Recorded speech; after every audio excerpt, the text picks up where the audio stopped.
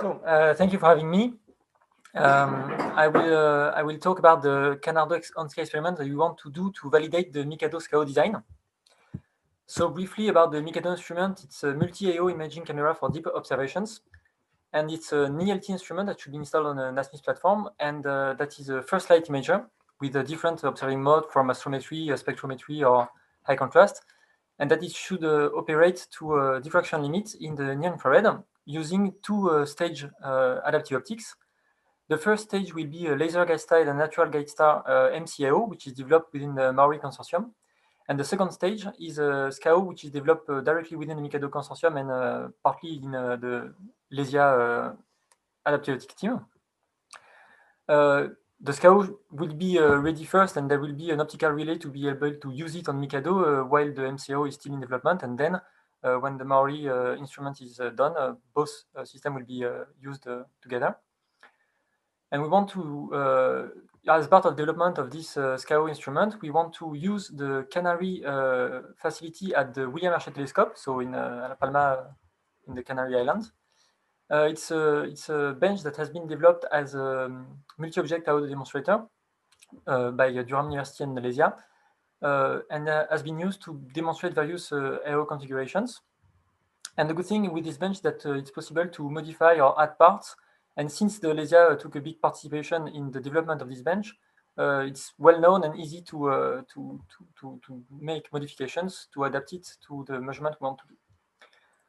So the Canardo experiment, the goal is first to be able to make some calibration of the pyramid from Mikado, so on-sky validation of the pyramid, to test the control algorithm many of the pyramid, mainly from optical gains and the NCPI measurements, and also to use the RTC prototype that will be used normally on Mikado in a hard condition of stress with the real data and on-sky measurements. So it should be ELT scale, so with approximately same number of degrees of freedom than on the Mikado instruments, and with a real turbulence condition.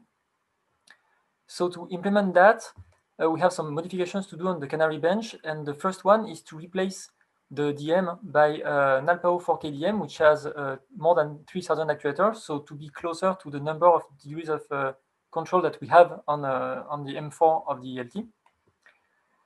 It's also required to change the wavefront sensor to put the Mikado wavefront sensor core, so including the Mikado pyramid component, and the camera that allows to have a 96 by 96 pixel in the subapertures.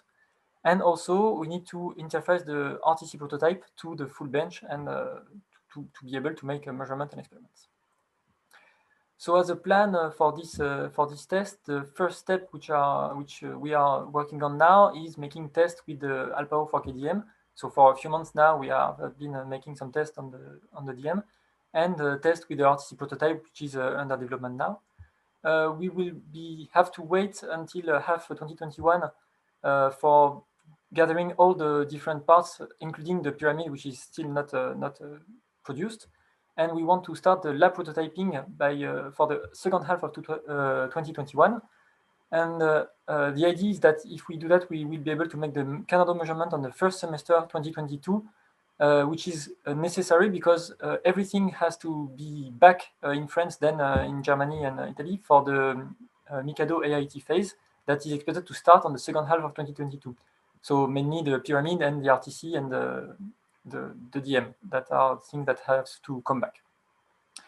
There is an additional experiment we want to do on this bench, which is within the VOLF project, so French ANR project with LAM and ONERA. We want to use the modification that we will do to perform some characterization of different kinds of wavefront sensor that they are working on. So we have still a discussion to do on how to modify the bench to adapt their wavefront sensor to the full system. And finally, I'm just showing about the thing that we are working on currently. So we have been working on the Alpao 4K DM. So this is different modes of using the DM, so poking some actuators or simulating turbulence or using modes, KL modes on the DM. So this is something that we managed to do pretty well. And also on the side of the RTC integration, we are now in the possibility of doing the same kind of images with the RTC prototype.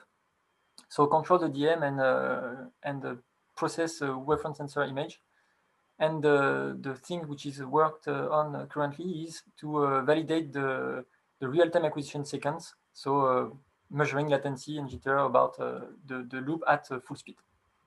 And with that, I will thank you for your attention. Thank you. Let me see if there are questions in the Slack.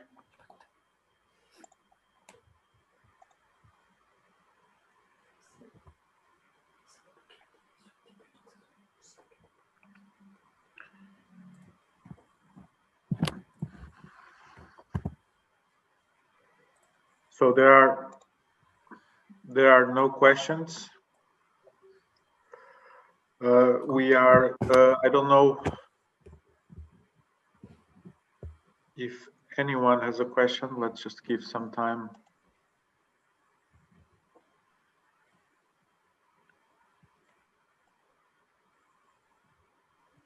So I'll ask a question. You said that your timeline was driven by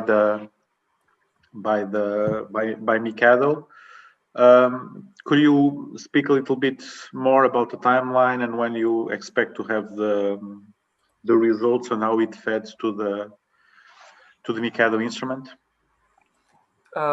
Yes. So the fact is that first we have to get some time on the telescope, which needs further discussion with the observatory, with William Herschel Observatory. So for the exact date of when we will be able to make the measurement, it should be in the first semester of 2022, but we don't have any decided date for now. And the measurement is expected to last for a few weeks, not many more than that. So I'm not sure about how when we have the results for this kind of measurement, but there will not be if we manage to make a few measurements and closing the loops with the RTC in real turbulence condition, that will be enough to start back the AIT plan from Mikado directly. Thank you. We just see if meanwhile. Yeah, meanwhile, we have by Nicolas Galland. Can you please? Yes, I see the question. So it's by Vincent Deo. Can you just ask the question, Vincent, please? Sure. So I was asking if you had made some plans to use the opportunity to run some scientific goals during the Canardo experiment, because, well, that would be the highest resolution XAO system ever, having ELT resolution on the William Herschel. So just asking the question in passing. Yes, that's a good question, and I don't have an answer for this question. For now, we have no plan decided for this that I'm aware of. But indeed, since we have this kind of a good instrument, that would be a good opportunity if we manage to do all the other things in the allocated time. Okay, let me just go back.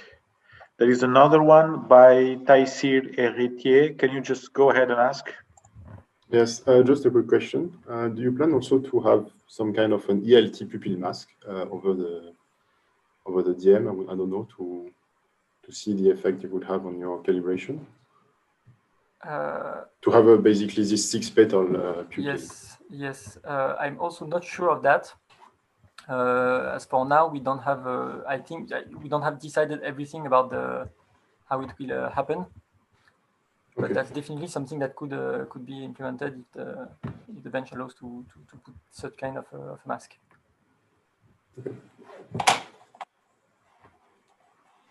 Let me just check if some other question arrived. So no, we don't have more questions, and so we continue now to the next speaker. Thank you, Nicolas.